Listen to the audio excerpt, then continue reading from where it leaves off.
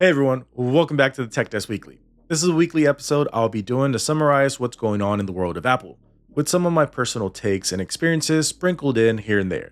This is episode 2.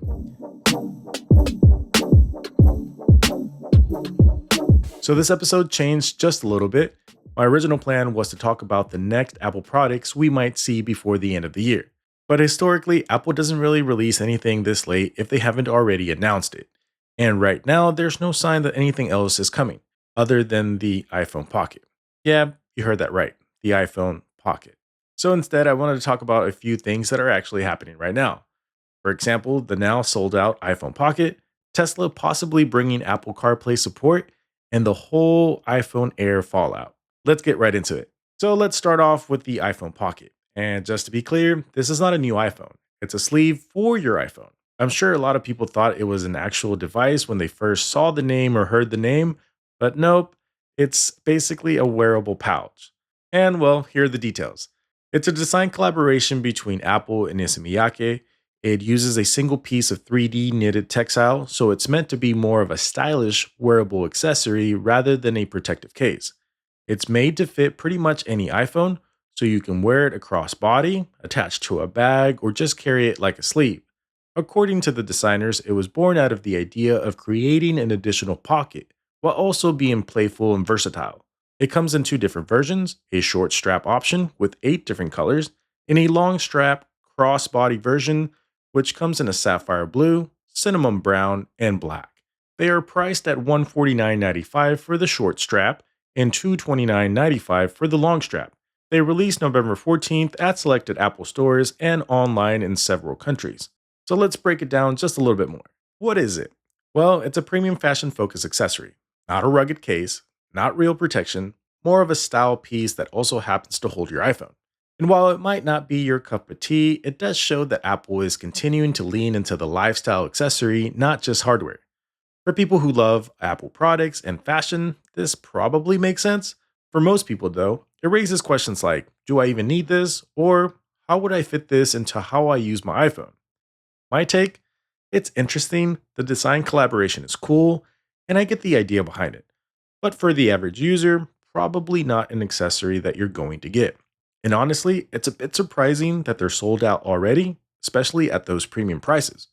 My guess is that they didn't make a ton of them to begin with, which is probably why they went so fast. So if you heard iPhone Pocket or saw it listed somewhere and thought to yourself, is this the next iPhone? Is this Apple teasing a foldable that fits better in my pocket? Well, you're going to be pretty disappointed because that's not it at all. In any case, let's shift gears and talk about something a lot of folks in the Apple ecosystem care about: Tesla and Apple CarPlay. For years, Tesla has famously avoided including Apple CarPlay in its cars, even though nearly every other major manufacturer offers it. Tesla stuck to its own system and said, we'll do it our own way. So, what's changed? Well, recently there's been reports that Tesla is finally working on adding some level of CarPlay support and that it could roll out in the next few months. The interesting part is that it may not be a full traditional CarPlay experience. Instead, it looks like Tesla might allow CarPlay to run inside its own software, basically in a window instead of taking over the whole screen. Really not sure how they're going to implement it, but that's kind of what's been said. And why would Tesla be doing something like this? Well, CarPlay is one of the most requested features among iPhone users who drive a Tesla. A lot of people want that seamless experience between their iPhone and their car. And Tesla might feel pressure from competition, especially as other EV makers are leaning hard into Apple CarPlay and Google Play integration. And on Apple's side, this is just another step to making the iPhone the center of your daily tech life, even inside of your car. So, what could this mean for you if you're deep in the Apple ecosystem? Well, it's being able to use Apple Maps directly on the Tesla display. It also means easy access to messages, Apple Music, podcasts, and all your usual CarPlay apps. And also a better overall experience if you're someone who lives inside the Apple ecosystem. And honestly, it would be a big shift for Tesla to finally open the door to something people have been asking for forever. My take: if you're both a Tesla driver and an iPhone user, this could be a pretty big deal. It's not official yet, and Tesla could change the timeline or how it rolls it out or not roll it out at all, but the fact that they're even working on it says a lot. From my perspective, this kind of crossover is what makes tech interesting. It gives people options. If you prefer the Apple CarPlay look and feel, you'll finally have the choice to use it. And if you're used to Tesla's interface and don't want to change anything, then you don't have to switch. You'll be able to pick whatever works best for you. And honestly, that's what it should always be about. Now let's talk about the iPhone Air, what it was supposed to be, why it didn't really take off the way Apple expected it, and what it means going forward. When the iPhone Air came out in September earlier this year, it definitely grabbed some attention. It's extremely thin at just 5.6 millimeters, if you completely disregard the camera bump, of course, has a 6.5-inch display, a titanium frame, and Apple's A19 Pro chip. And Apple was clearly trying something different from previous years. They've been trying to figure out this in between iPhone for years. They tried the iPhone mini with the iPhone 12 mini and 13 mini because supposedly people wanted smaller iPhones again. It didn't sell. Then they tried the iPhone Plus with the iPhone 14 Plus, 15 Plus, and 16 Plus for people who wanted a bigger screen without having to get the Pro model. Those sold a little bit better, but still didn't sell great. And now we have the iPhone Air. But the reality is, the response hasn't been great either. There are already reports saying Apple may have cut production because demand doesn't match expectations. And reports also suggest they've stopped developing the next generation. Basically, the iPhone Air 2 might never happen. So, why is this happening?